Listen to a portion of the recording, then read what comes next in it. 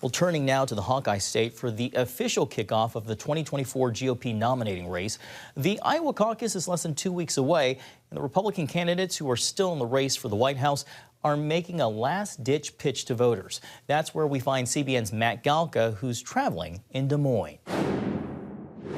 John, candidates continue to crisscross the state of Iowa, trying to get to as many undecided voters as possible. Now, polling has consistently shown that former President Donald Trump is in a dominating first-place position, with Florida Governor Ron DeSantis and former UN Ambassador Nikki Haley in a tight race for second. But one thing that those candidates have in common is that when they're meeting these voters, they're telling them this: polling will not decide the caucus, the voters will.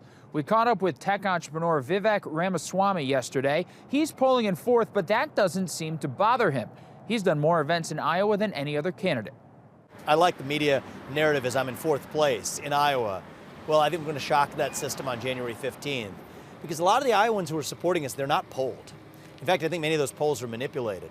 To the contrary, I will have done over 330 events here in Iowa by the time of the caucus. That is more than everyone else in the field combined. And I think the Iowans here, they reward hard work. Of course, there's a big Trump factor, with some of the other candidates, like DeSantis, going after Trump's potential electability because of his legal troubles if he becomes the nominee.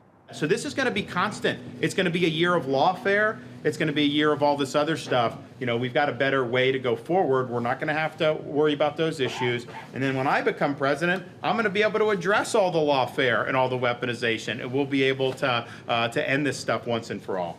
Now, Trump isn't ignoring Iowa either. He has multiple rallies planned this weekend as we head into the final stretch run before the caucus on the 15th.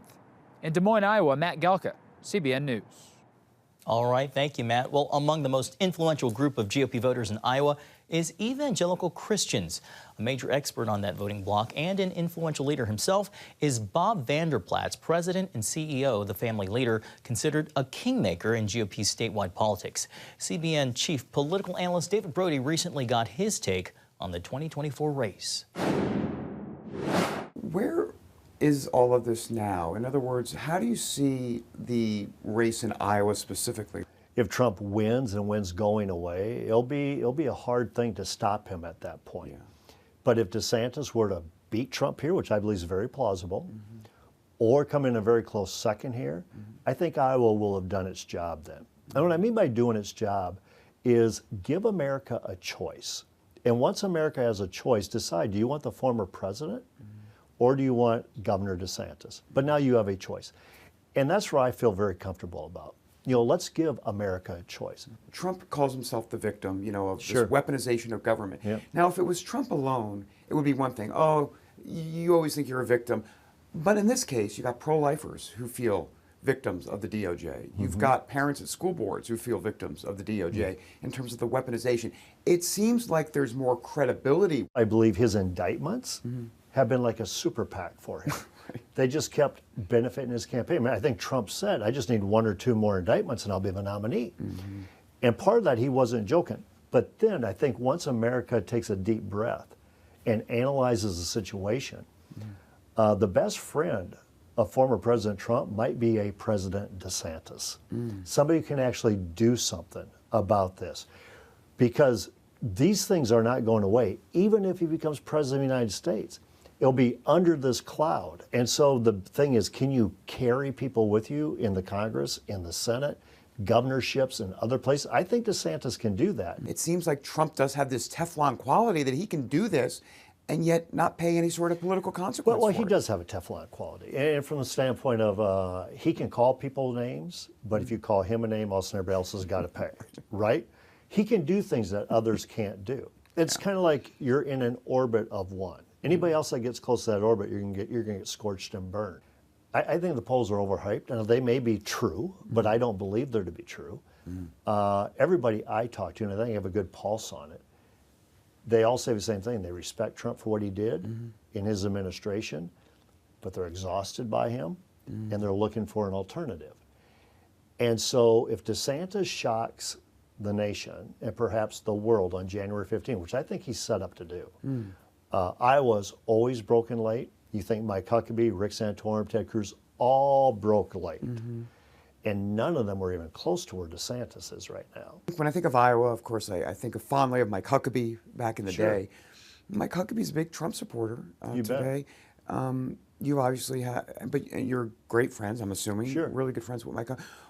That seems to me to be a bit of a microcosm is the question I want to ask, which is what's kind of going on within the conservative Christian world, if you will, because there does seem, Trump is definitely kind of shown as when he came onto the scene, there seems to be a fissure, a split. Something's happening within the body of Christ, if you will, politically. Yeah, it's a really good question. And I think Mike Huckabee's an outlier because he became a Trump supporter when Cruz overtook Huckabee. Right. And so then he is stuck with Trump. And, you know, Trump appointing Sarah and Sarah being governor today, it's a natural fit. So Mike Huckabee's an outlier. Right. But the bigger question is, I think even in the evangelical world, the faith world, there's this element of we need a disruptor. Things are not going the way the things should be going. And then you say, but Trump today's not lining up with us on the issues, on the sanctity of human life, whether it be on the gender stuff. Can you define what a woman is? I mean, there's a lot of things that he's just not lining up with us on. They're like, but we need a disruptor. Okay, but if you disrupt her, if you have a disruptor, you also need a fixer as well. And so I tell people all the time, this is not against Trump. I still consider Trump to be a friend of mine. And you can trust the wounds of a friend, the Proverbs say. Okay? So with me not endorsing him, it's not against him. It's about the future of this country. And it's that way, it's so crucial that we win again. And I just happen to believe, my fear is this country has made up its mind on the former president. We need a win in 2024. Thanks, Bob. Thank you. Appreciate it. God bless. And David joins us now. David, great interview. So Bob Vander Plaats seemingly goes out of his way to not disparage former President Donald Trump while bringing every question back to his support of Governor Ron DeSantis for the Republican nomination. David, the question is, could the Florida governor beat Donald Trump in Iowa? I don't see it, John. I mean, Donald Trump, poll after poll, up 30, 40, 50. I mean, choose your number. It's hard. This is an unusual situation, John. As you know, you and I have been in this business covering this as long as, I don't know, I think we both feel like Methuselah at this point. And every time Iowa becomes a big deal when Bob Vander Plaats and others endorse certain candidates. I mean, Ron DeSantis has the endorsement of Bob Vander Plaats and the governor of Iowa, and he's still trailing. So it might help at the margins, but the sad part for DeSantis is this game isn't at the margins right now in Iowa, and that's the problem. Well, David, you also asked Bob about the spiritual state of the country. How does that factor into the 2024 election? Well, this is not a Mike Huckabee Iowa election. This is not a Rick Santorum Iowa election. Both, of course, won back in the day in Iowa. This is more of a populist spiritual factor, if you will. And what do I mean by that? Well, when you factor in populism, what you have is you have a lot of evangelicals right now, a lot of Christians who are very frustrated with the weaponization of government, the fact that pro-lifers are under attack, Catholics have been under attack from the DOJ, and you just go down the list, and Donald Trump plays into that. So I think you have a different phase of a culture war going on here, and that's why Donald Trump is doing very well, because it's a weaponization culture war issue rather than a traditional culture war issue. Shifting to the Democrats, the president's campaign has long talked about Biden economics, but President Biden's first campaign speech to kick off the official start of 2024 is in Valley Forge, symbolizing the fight for democracy, highlighting the January 6th attack on the Capitol. David, is that a winning strategy? Well, it's his only strategy. That's the bottom line here. I mean, he can't run on his record economically. People are hurting. Can't run on immigration, clearly. And you can go down the list. Afghanistan was a debacle, and his numbers in the polls reflect it. So what do you run on? Well, you run on demonizing MAGA. You run on demonizing Donald Trump and that ilk, if you will. And you hope that gets you over the finish line. That's the play, John. Let's be honest, pure and simple. It's interesting, though. There is a projecting going on here to a degree.